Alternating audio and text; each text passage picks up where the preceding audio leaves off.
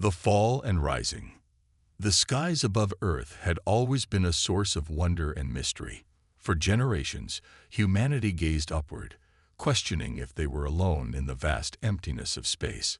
They built telescopes, sent probes into the darkness, and listened for signals that might never come. In the year 2087, humanity's question was finally answered, but not in the way they had hoped. It was a Tuesday morning in May when the first ships appeared. No warnings, no diplomatic messages, no demands. Just massive warships materializing in Earth's orbit, their hulls gleaming like obsidian in the sunlight. The world's military scrambled jets and activated defense systems, but against the technological might of the alien armada, Earth's weapons were as effective as throwing stones at tanks.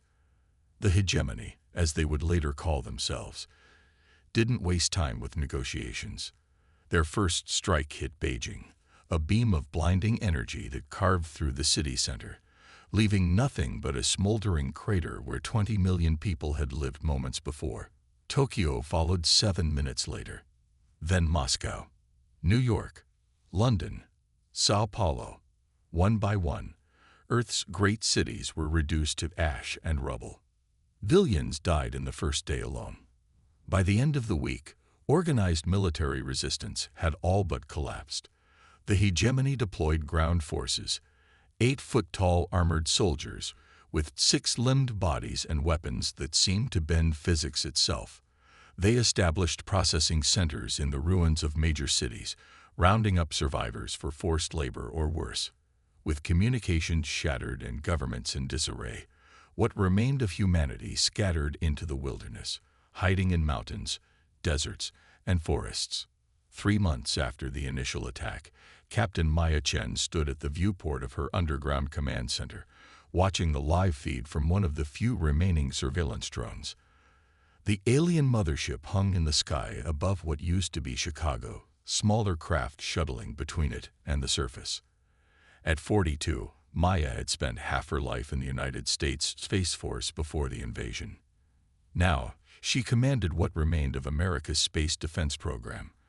A ragtag group of soldiers, scientists, and civilians holed up in a secret facility beneath the Rocky Mountains. "Captain, you need to see this," called Dr. Elias Park, the facility's chief scientist. His normally composed face was flushed with excitement or fear. Maya couldn't tell which. She followed him through the cramped corridors of the base to the central laboratory. Screens filled with data and simulations lined the walls, and in the center of the room stood a holographic projection of what appeared to be an ancient spacecraft blueprint. "We finally decrypted the files from the Cheyenne Mountain archives," Park explained, manipulating the hologram with rapid hand gestures. In 2036, a private expedition to the far side of the moon discovered something buried beneath the lunar surface, a ship not of human origin. Maya's breath caught in her throat. "Are you saying we had alien contact before the hegemony?" "Not contact," Park corrected. "The ship was empty, abandoned millions of years ago. The government classified everything, brought components back to Earth for study. According to these files, they reverse-engineered some of the technology, but couldn't replicate the power source." "And this helps us how, exactly?" Maya asked, her patience wearing thin. Earth was dying, and they were looking at ancient history. Park smiled for the first time since the invasion. "Because we now know where the rest of the ship is, and more importantly, we've identified the power signature. Captain, the hegemony ships use the same fundamental technology. Different application, but same base principles." The implications hit Maya like a physical blow. "You're saying we could potentially hack their systems, or adapt our weapons to penetrate their shields?" "Better," Park said, bringing up another holographic display. "The lunar ship had defensive capabilities we never fully understood. Based on these simulations, if we can reactivate it, we could potentially disable the hegemony fleet, at least temporarily." Hope. That dangerous, fragile emotion Maya had suppressed for months flickered in her chest. "What do you need from me?" "A way to get to the moon," Park said simply, "and a team crazy enough to try." Within 24 hours, Maya had assembled a team of 7, herself, Park, 3 Special Forces soldiers, and 2 engineers. Their plan was audacious, bordering on suicidal: steal a hegemony shuttle, adapt its navigation systems to reach the lunar base established during the brief golden age of human space exploration, find the ancient alien ship, and somehow use it against the invaders. The launch window would be tight. The hegemony maintained patrols around all known space facilities, but regular supply runs to one of their bases near the old Kennedy Space Center offered a small opportunity. If they could intercept a shuttle during its approach to Earth, they might just have a chance. For 2 weeks, they prepared in secret, gathering equipment and studying what little they knew of hegemony technology. The resistance network, disparate groups using improvised communication methods to avoid detection, provided critical intelligence about patrol patterns and shuttle schedules. On the night of the operation, Maya addressed her small team in the dimly lit hangar of their hidden base. The modified M-Rapace, military vehicles adapted for stealth operation, stood ready, packed with equipment and weapons that might prove useless against alien technology. "I won't lie to you," Maya said, her voice steady despite the churning in her stomach. "The odds of success are minimal. The odds of survival even less. But if we do nothing, humanity ends, not with a bang, but with a whimper. We become pets, slaves, or specimens for whatever purpose the hegemony has in mind." She looked at each face in turn: Park's intellectual determination, the hard resolve of her soldiers, the nervous but committed expressions of the engineers. Humanity has faced extinction before: plagues, climate disasters, our own nuclear arsenals. Each time, we survive because someone, somewhere refused to accept the end. Today, that's us. We refuse. We fight. And maybe, just maybe, we give the rest of humanity a chance. The team moved out under cover of darkness, their vehicles using backroads and wilderness trails to avoid detection. Twice they had to hide from hegemony patrols, burying their vehicles under camouflage netting as the alien craft passed overhead, scanning for human activity. They reached the observation point near the old Kennedy Space Center as dawn broke, setting up position in the ruins of a beach resort. Through high-powered binoculars, they could see the hegemony base, a complex of gleaming structures built atop the ruins of NASA's historic launch facilities. "Supply shuttle incoming," whispered Sergeant Rivera, the team's reconnaissance expert. "ETA 4 minutes." Maya nodded, checking her equipment one last time. "Remember, we need the shuttle intact and at least one pilot alive long enough to access their systems." The alien craft descended slowly, its anti-gravity drive creating ripples in the air around it. Smaller than the warships but still impressive, the shuttle resembled a manta ray, its surface a dark metallic blue that seemed to absorb rather than reflect light. As the shuttle settled onto the landing pad, Maya's team moved. 2 EMP devices, modified based on data from the lunar ship, detonated simultaneously, temporarily disabling the base's sensor array. In the confusion, the team rushed forward, using the shuttle itself as cover from the base's defensive positions. The firefight was brief but intense. Hegemony weapons fired streams of superheated plasma that melted through concrete and steel as if they were butter. One of the engineers went down, her chest a smoking ruin. A soldier followed moments later, his scream cut short as his head vaporized. But they had surprise on their side, and Park's modifications to their conventional weapons, coating bullets with a composite material based on the lunar ship's hull, proved more effective than anticipated. The rounds didn't kill the aliens immediately but penetrated their armor, causing enough damage to slow them down. Maya reached the shuttle's entry ramp first, dispatching a wounded alien with her combat knife, a desperate, close-quarters struggle that left her arm broken but alive. Inside, the pilot was already attempting an emergency takeoff sequence, its 4 arms working the controls with frantic precision.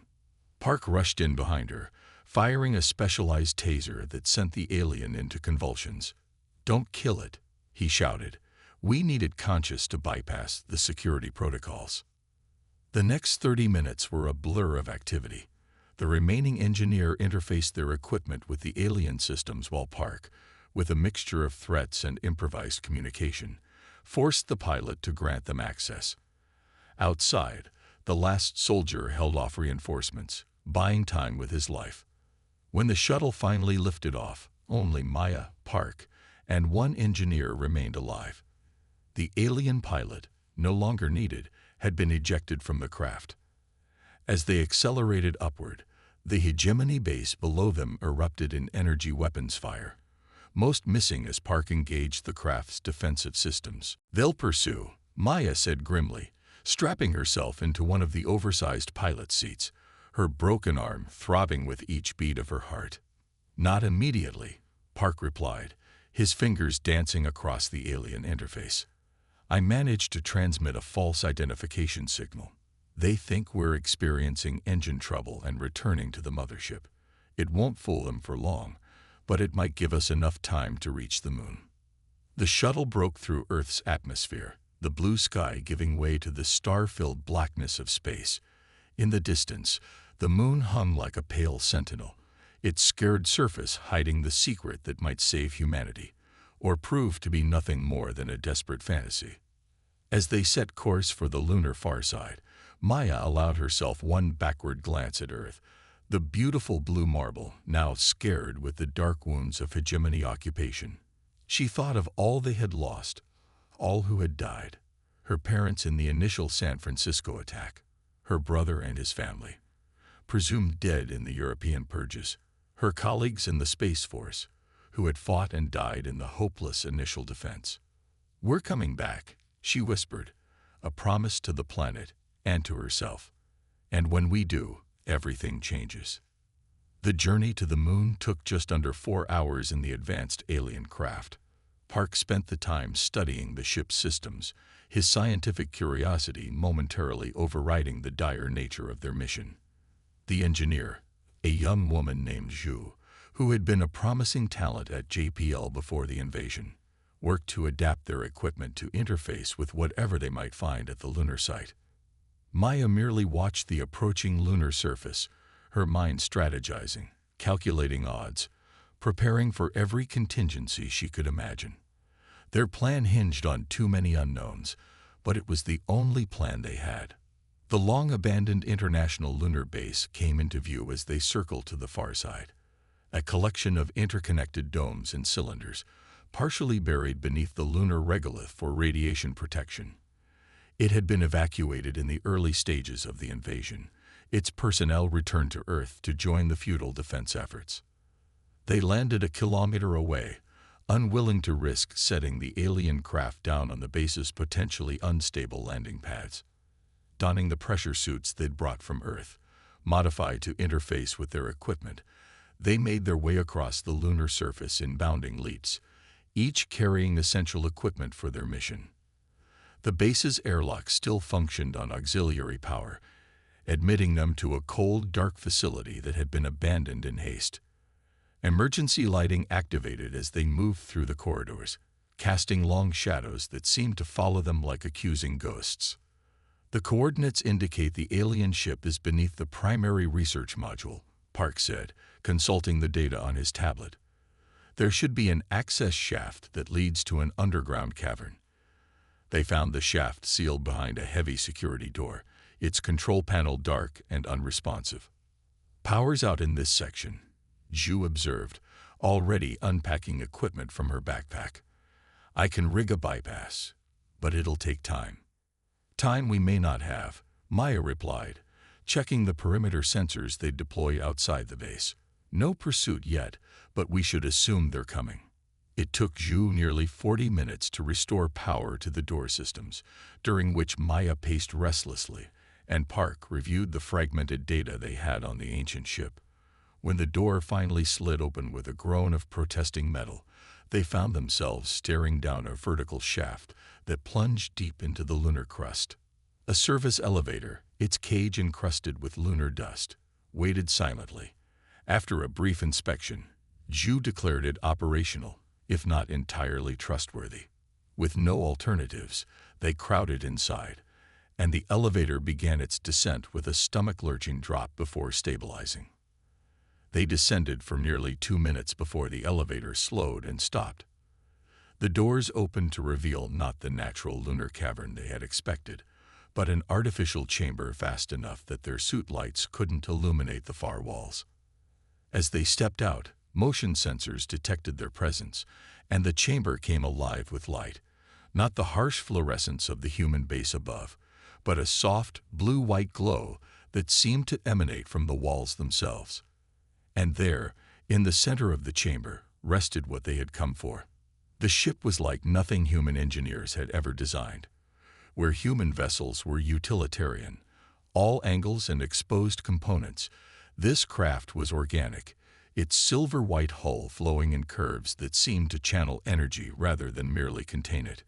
It was smaller than Maya had expected, perhaps 60 meters from bow to stern, but something about its design suggested power far beyond its size. Magnificent, Park breathed, approaching it with the reverence of a pilgrim before a holy relic. The files didn't do it justice. Zhu was already connecting her equipment to an interface panel near what appeared to be an entry point. "The power core is still active," she reported, surprise evident in her voice. "After all this time, it's been waiting." Waiting for what? Maya asked, unable to shake the feeling that the ship was somehow aware of their presence. Park turned to her, his eyes wide behind his helmet visor. "For the right moment. For us." The ship's entry portal spiraled open as Zhu completed the connection, revealing the softly lit interior. As they stepped inside, the ship seemed to recognize them. Lights brightening, displays activating, a low hum building from somewhere deep within its core. "The internal atmosphere is compatible with ours," Park announced, checking his instruments. "We can remove our helmets." Inside, the ship was a marvel of technology that made even the advanced hegemony vessels seem primitive by comparison. The control interfaces were intuitive, responding to touch, gesture, and seemingly even thought. Park moved through the ship with increasing excitement, piecing together its capabilities from the displays and his own prior research. "It's a prototype," he explained as they gathered in what appeared to be the command center. "A scout ship from a civilization that visited our solar system millions of years ago. They were studying early Earth when something happened, some kind of internal conflict or disaster that forced them to abandon their operations. This ship was damaged and left behind, its crew evacuated on a larger vessel. Can we use it against the hegemony?" Maya asked, cutting to the heart of the matter. Park nodded slowly. "Its weapon systems are beyond anything we've seen. And there's something else, a defensive technology that creates a field effect, disrupting any quantum-based technology within its range. The hegemony ships use quantum processors for their navigation and weapons targeting. You're saying we could disable their fleet?" Hope surged through Maya's exhausted body. "Temporarily, at least," Park cautioned. "The effect has a limited range, and using it would drain the ship's power reserves. But if we could get close enough to their command vessel..."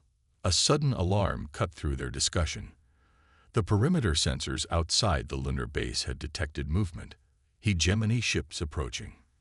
"They've tracked us," Maya said grimly. "How long until this ship is operational?" Zhu, who had been examining the propulsion systems, looked up with a mix of excitement and fear. "That's just it, Captain. It already is. The ship has been in a dormant state, maintaining minimal systems while it healed itself. Self-repair nanotechnology," Park explained. "Far beyond even the hegemony's capabilities." Maya made her decision instantly. "Then we take it now. Back to Earth. If we can disable the mothership, it might give the resistance the opening they need." As they strapped themselves into the ship's control stations, seats that adjusted to their human forms despite being designed for a different species entirely, Maya felt a strange connection to the ancient vessel, as if it recognized the desperation of their mission and approved. The ship rose effortlessly through the vertical shaft, the rock and metal of the lunar base offering no resistance as some kind of phasing technology allowed them to pass through solid matter. They emerged onto the lunar surface just as 3 hegemony interceptors descended from orbit, weapons charged.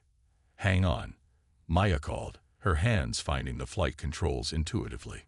The ship responded to her touch like an extension of her own body, surging forward with acceleration that should have crushed them but somehow didn't, the ship's internal fields protecting them from forces. The hegemony ships fired, energy beams slicing through the space where they had been moments before. The ancient ship moved with impossible agility, evading each attack while building speed. Within seconds, they had left the moon behind, accelerating toward Earth with the hegemony vessels in desperate pursuit. "They're calling for reinforcements," Park warned, monitoring the communications panel. "The mothership is deploying its full defensive screen." Maya smiled grimly. "Good. Let them gather. The more ships in range when we activate the disruption field, the better." As Earth grew larger in their viewports, so did the opposition. Dozens of hegemony warships moved to intercept, arranging themselves in a defensive formation around the massive mothership that hung in orbit over North America. "They're targeting us from multiple vectors," Zhu reported, her voice tense. "Even with this ship's capabilities, we can't evade them all." "We don't need to evade," Maya replied, her eyes fixed on the approaching fleet. "We just need to get close enough." "How's our power reserve for the disruption field?" "At maximum," Park confirmed. "But Maya, once we activate it at full power, the drain will be catastrophic. We'll lose propulsion, possibly life support. It's a one-way mission." Maya nodded, having already accepted this reality. "Then we make it count." The ship plunged toward the hegemony fleet, moving so fast that their weapons couldn't track it effectively. Energy beams crisscrossed space around them, a few glancing hits absorbed by the ancient ship's shields without effect. 5 seconds to optimal range," Park announced, his hand poised over the activation control. Maya took one last look at the planet below. Her home, wounded but not yet defeated. "For Earth," she said simply. "Activate the field." Park brought his hand down, and the universe seemed to hold its breath. Then, like a silent tsunami, the disruption wave expanded outward from their ship, engulfing the hegemony fleet. One by one, the alien vessels went dark, their quantum systems failing catastrophically. The mothership, their primary target, listed in orbit as its stabilization systems failed, secondary explosions blooming across its massive hull. Their own ship shuddered, power systems flickering as the enormous energy drain took its toll. Propulsion failed, then artificial gravity. In the sudden weightlessness, Maya watched through the viewport as the disabled hegemony fleet drifted helplessly. "Broadcast on all frequencies," she ordered, her voice steady despite the knowledge that they were now in a dying ship. "To all resistance cells on Earth, the hegemony fleet is vulnerable. Their ground forces are cut off from orbital support. This is your moment. Strike now." As the message went out, carried by the ancient ship's powerful communications array, Maya unstrapped from her seat and floated to the viewport for one last look at Earth. In her mind's eye, she could see the resistance fighters emerging from hiding, striking at suddenly vulnerable alien positions. She imagined the captured human populations rising up, overwhelming their disorganized captors. It wouldn't be an instant victory.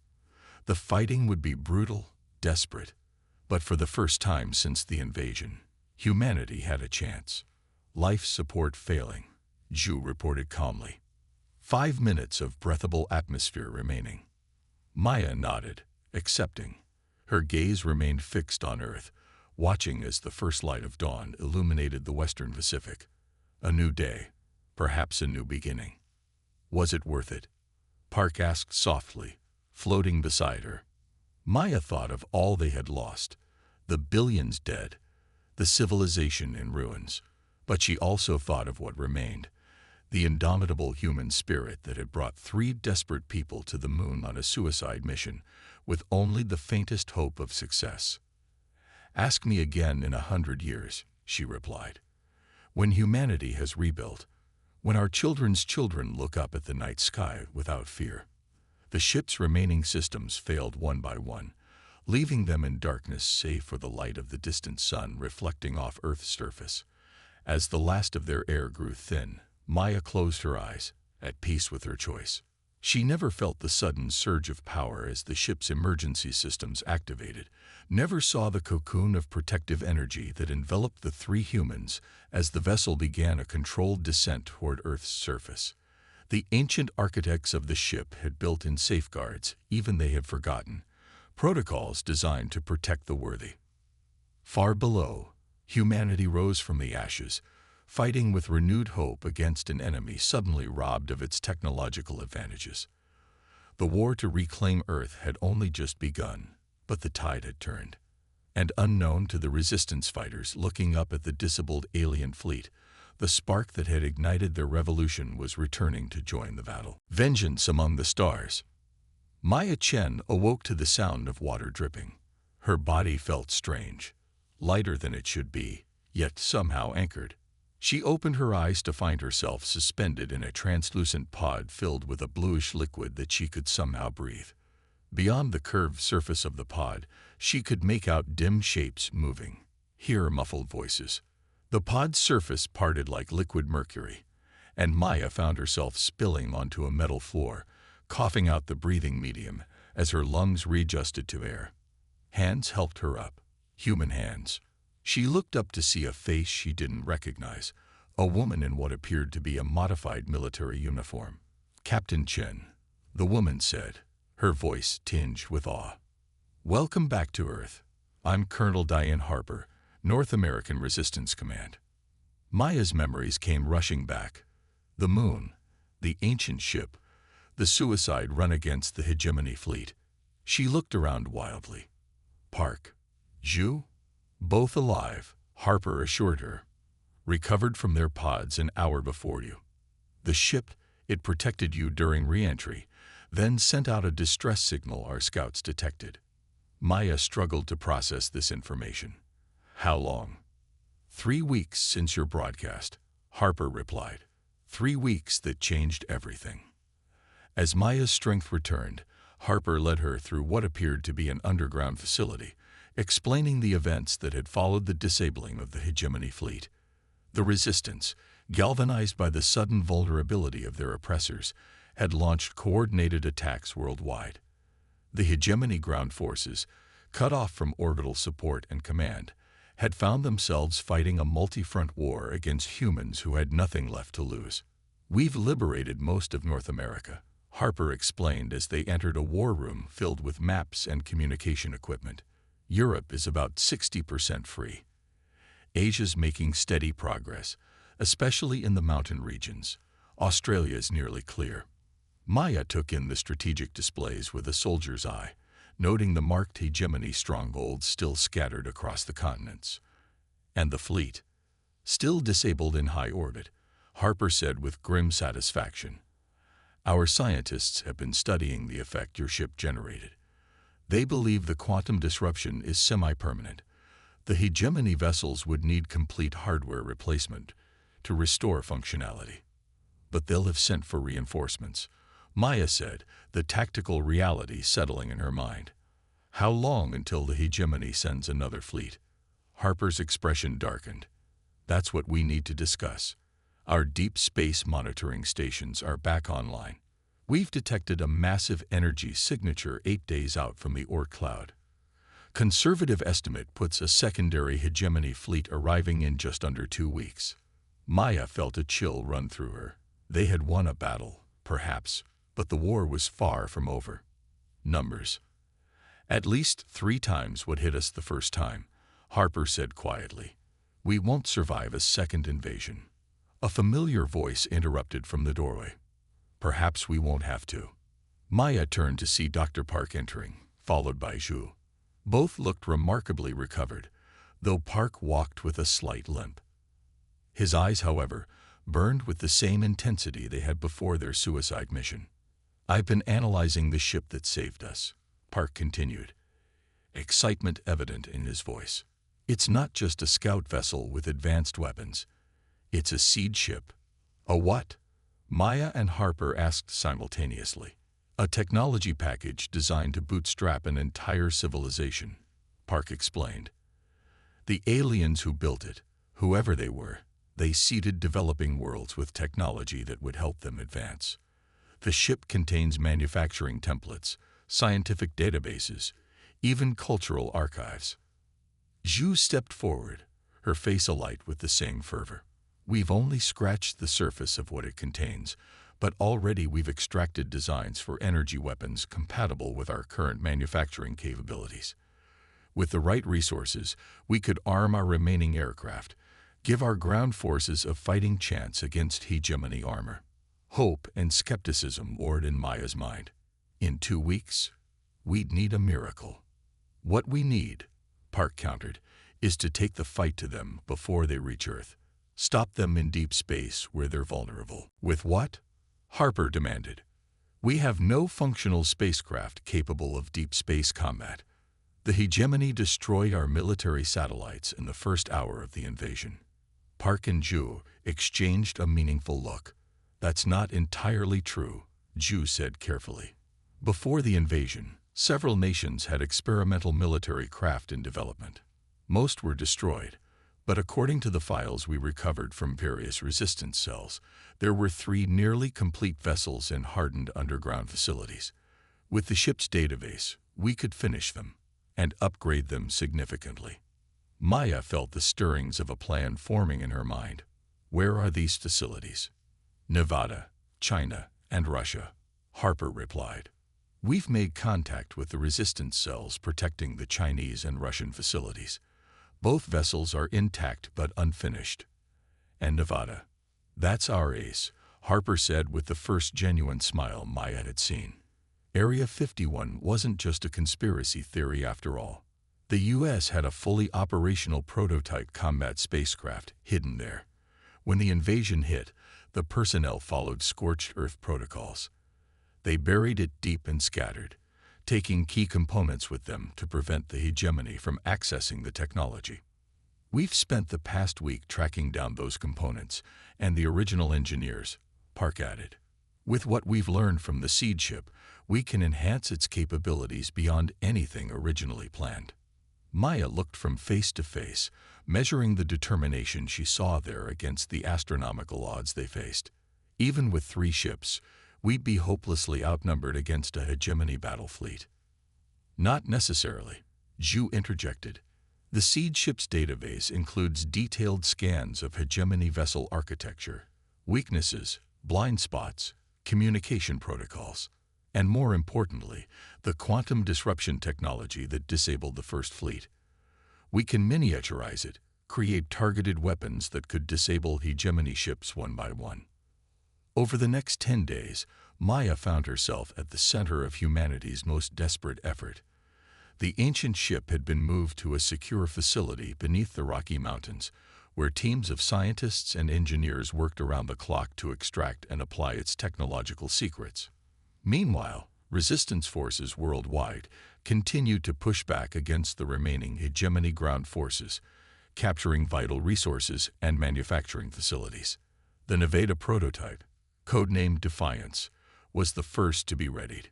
Maya watched from the command center as the massive underground doors parted, revealing a vessel unlike any human spacecraft before it. Sleek and predatory, its dark hull incorporated elements of both human engineering and the ancient ship's technology. 2 sister ships, Phoenix from China and Volkov from Russia, were nearing completion at their respective facilities, their progress reported hourly as the countdown to the hegemony fleet's arrival ticked relentlessly forward. 4 days before the estimated arrival of the enemy fleet, Maya stood on the bridge of Defiance, surveying the crew at their stations.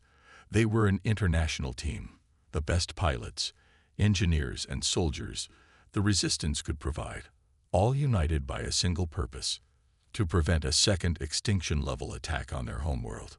Final systems check complete, reported Commander Jackson, Defiance's chief engineer. Quantum disruptors at full capacity. Conventional weapons arrays online.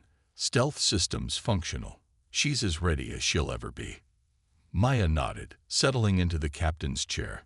The bridge design reflected both human practicality and the advanced ergonomics gleaned from the seed ship, creating an environment that felt both familiar and revolutionary. Communications, status of Phoenix and Volkov. Both report ready for synchronous launch, Captain, replied Lieutenant Kim from the comm station. Chinese and Russian crews standing by for your command. Maya took a deep breath, feeling the weight of humanity's future pressing down on her shoulders. Very well. All hands, prepare for departure. Initiate launch sequence. Deep beneath the Nevada desert, powerful engines born from the marriage of human determination and alien technology roared to life.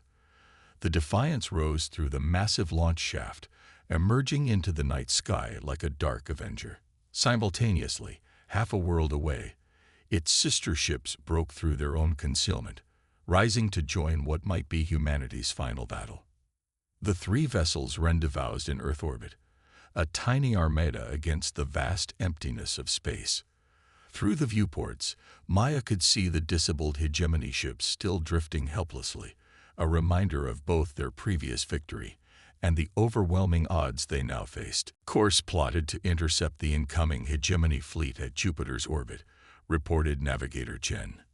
Estimated transit time: 48 hours at maximum sustainable thrust. Execute, Maya ordered, her voice steady despite the flutter of fear in her stomach. Communications, maintain encrypted link with Phoenix and Volkov. Tactical, begin final simulations for engagement scenarios. As Defiance accelerated away from Earth, Maya retreated to her ready room, staring at the tactical displays that showed the approaching enemy fleet, a massive formation of over 300 vessels ranging from nimble destroyers to city-sized dreadnoughts. Their own force, 3 experimental ships with untested weapons, seemed laughably inadequate by comparison. A soft knock at the door interrupted her thoughts. Dr. Park entered, carrying a data tablet. Final analysis of the hegemony fleet composition, he said, placing it before her, based on the seed ship's database and our own observations of the first invasion force. Maya scrolled through the information, a growing sense of dread settling over her. Their flagship alone outguns all 3 of our vessels combined. By conventional metrics, yes, Park agreed. But we're not fighting a conventional war. The quantum disruptors don't care about tonnage or firepower. They target the underlying technology. And we have another advantage they can't anticipate. Maya raised an eyebrow. Which is? Desperation, Park said simply. The hegemony attacks out of arrogance and expansionism. We fight for our very existence. History suggests that's not a negligible factor. The journey to Jupiter passed in a blur of preparations, simulations, and brief, fitful periods of rest. The crews of all 3 ships trained relentlessly on the new weapons systems, while engineers made continuous refinements based on the seed ship's database. Each passing hour brought them closer to an enemy that outnumbered them 100 to 1. Finally, the massive form of Jupiter appeared on their long-range sensors, its swirling clouds and massive red spot a familiar landmark in an increasingly hostile universe. And beyond it, just passing the orbit of Callisto, the hegemony battle fleet, a constellation of artificial stars moving with ominous purpose toward Earth. They've detected us, reported Lieutenant Kim, monitoring the communication frequencies, picking up increased chatter on their command channels. Maya straightened in her chair, her decision already made. All hands, battle stations, communications, signal Phoenix and Volkov to assume attack formation Delta. Weapons, bring quantum disruptors to full power. The 3 human vessels accelerated toward the enemy fleet, tiny predators charging a herd of behemoths. On the tactical display, Maya watched as the hegemony ships began to alter their formation, a subset of destroyers breaking away to intercept while